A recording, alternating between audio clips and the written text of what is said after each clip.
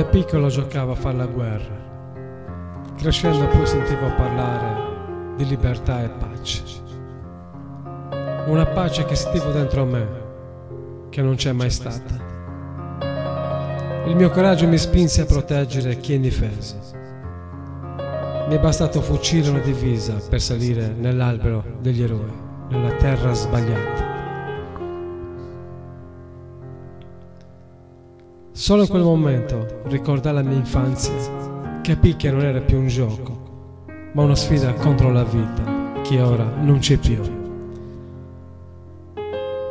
Ora che mi avvolge il tricolore, non mi sento un eroe, ma solo un ragazzo che si fa cullare dalla madre terra.